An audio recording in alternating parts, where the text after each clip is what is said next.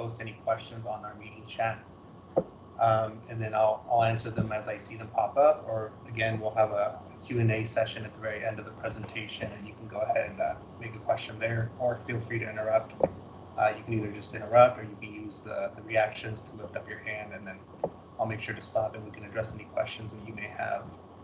Okay, so to get started, the agenda for today's presentation is as follows. We'll give a brief project description, and we'll talk about the project location.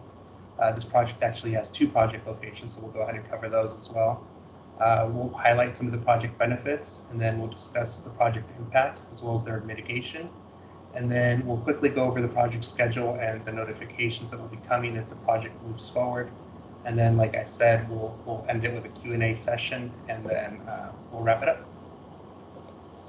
So in general, the project consists of the replacement of approximately 2 miles of potable water mains.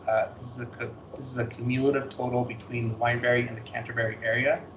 It includes the installation of new service laterals, fire hydrant assemblies, and various other valves and appurtenances. It also includes the installation of cathodic protection, which should protect valves and other metal components from corrosion, and therefore increasing the lifespan of the distribution system. And we've also partnered with the City of Dublin for some public improvements, and that includes some curb ramp upgrades at predetermined locations. I'm sorry about that. And then part of the project will also include a slurry seal of impacted streets, so the entire street will be slurry sealed to ensure a nice finished product. And then we'll also have installation of 5 system connections or closures to the existing water main. And this is where we will tie in essentially the new pipelines to the existing distribution system. So these will be key connection points. Moving forward, the project location. The first project location is Wineberry, and as you can see here, all of the mains that are highlighted in orange kind of depict the mains that are going to be replaced. So all of this will be essentially the entire Wineberry neighborhood will be replaced with new pipelines. They will be 8-inch PVC pipelines. And the next project location is the Canterbury project site. And again, we use the same symbology to represent which mains are being replaced. And as you can see here, right here, right here, and then over here on Village Parkway, those will be the connection points. And then we had 2 connection points on the prior project map as well. The order of these locations isn't the order that they may necessarily be constructed. So once we have a contractor on board, the contractor will determine which project site will be completed first, and we'll make sure to include that in any future communication.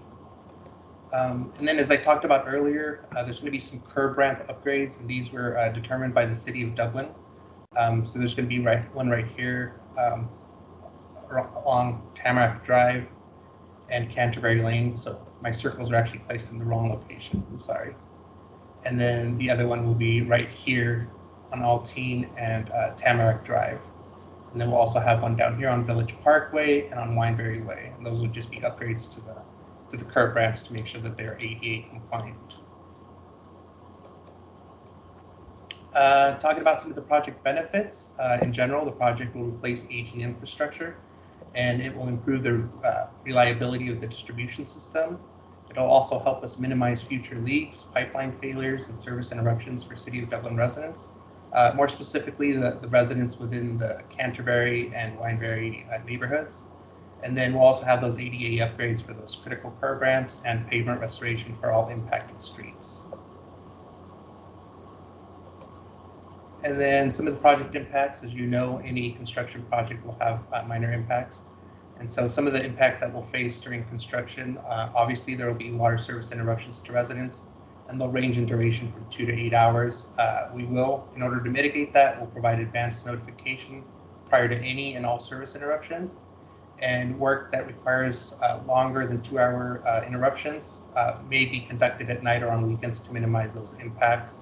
And again, I just want to kind of emphasize the fact that advanced notification will be provided for any type of outage. We'll also have temporary increase in noise and dust levels due to construction activities, and our mitigation will include street sweepers and ensuring that our contractor covers all loose materials and minimizes any type of debris or any type of material or anything that can I can make this matter worse, I guess. And then the last impact, obviously there will be impacts to traffic, potential lane closures, speed will have to be reduced, and potential traffic delays. And again, the contractor will ensure to place proper signage up ahead of time. We'll have traffic control, and we'll do everything within our power to ensure that we maintain adequate traffic flow. And then one thing that's not listed here is that our contractors will also make sure to provide sufficient notice, either by letter or by placing the no parking signs ahead of time, so you're aware of whether or not you need to leave early, or if you need to make alternate parking arrangements. But typically the site will be restored to full working order by the end of the day, so you shouldn't have any issues. And then this is just a rough project schedule. So right now we're working on finalizing the design, and we anticipate that should be completed by February of 2022, or this year. And then we anticipate construction beginning in late spring. And then the total construction duration is estimated to be 6 months. We estimate that it should be roughly around 3 months per project site. And then the working hours in general will be Monday through Friday. Of course, there's going to be some fluctuation. The contractor will be required to work around school schedules and any other activities that may be coming up where we need to adjust our hours. And then night work and weekend work will also be used as needed. And the main driving component behind that will be to minimize any traffic impacts, particularly on Village Parkway, where there tends to be a heavier traffic flow in the mornings and in the evenings for school. It'll also be done to minimize any type of service interruptions. And then I already touched on this, but school traffic. And then notification process. We'll be sending out notification letters to residents. So as we move forward and we advertise a project and then ultimately award it to a contractor, we'll make sure to follow up with notifications. Construction notices by project area. So if your area is the area that's going to be impacted first, and you'll obviously receive some additional notification. And then focused notification using door hangers to residents impacted by outages. So these, as it says here, they'll be more focused. So if you are going to be subject to any type of service interruption, you'll receive this within 72 hours prior to the closure, so that way you can plan ahead. And then we'll also provide any supplemental notifications as required. And then in general, we'll also be updating project updates to the webpage. So if you didn't find out about this meeting via letter, then we also advertise it on our website. And this, the URL right here, it will provide a current and up-to-date information regarding the project. And then our public affairs people will also be posting to Twitter and Nextdoor just to keep the public informed of the project progress. And I think that was a general high-level overview of the project. If anybody has any questions, I'd be happy to take them. If you don't feel comfortable speaking, again, you can put it in the chat box and I can address it.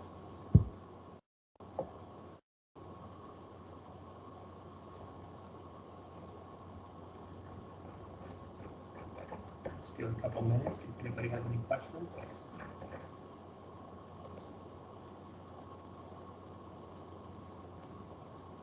Okay. I don't see any other questions. Let me show you. So this is my contact information. You're more than welcome to contact me. So I actually have a question for Michael. Will this impact water quality? No, it should not impact water quality. So you should have access to the same water throughout the duration of the project.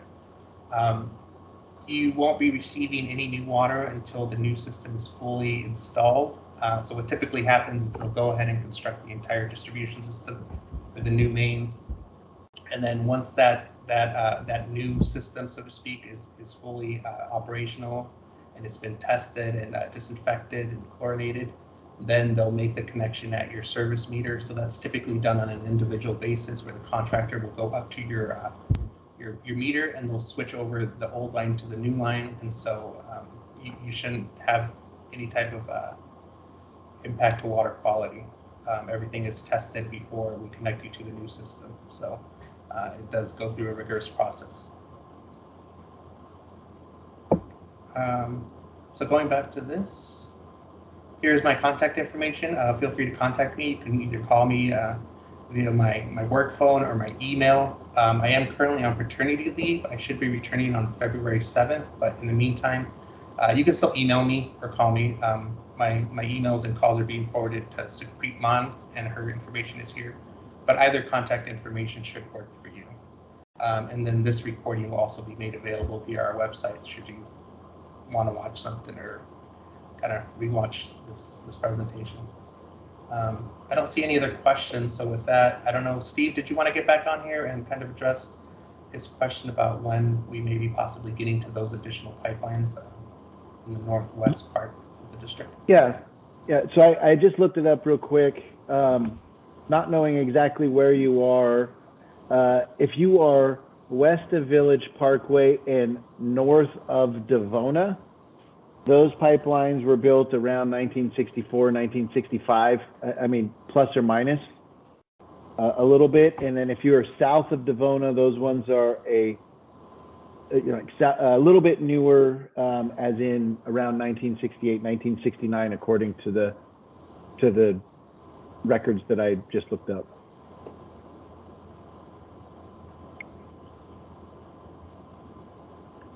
Okay, thanks. Mm-hmm. Oh, we just had a third person up on. Yeah, so Adam, I think we've actually concluded the presentation. I'm not sure if you received the letter and that's how you were informed, or if you saw this on Nextdoor, but if you have any specific questions, I'd be happy to answer them. If you don't, we will be posting this presentation online, and you should be able to find it there within a day or two. The URL is shown here, and the presentation will be posted there for your viewing pleasure. But if you have any questions right now, I'd be happy to answer them. You can also Thanks, Jose. Actually, I don't. I was just kind of curious to see what you guys were looking at and doing. Unfortunately, sorry, I just hopped on a little bit late.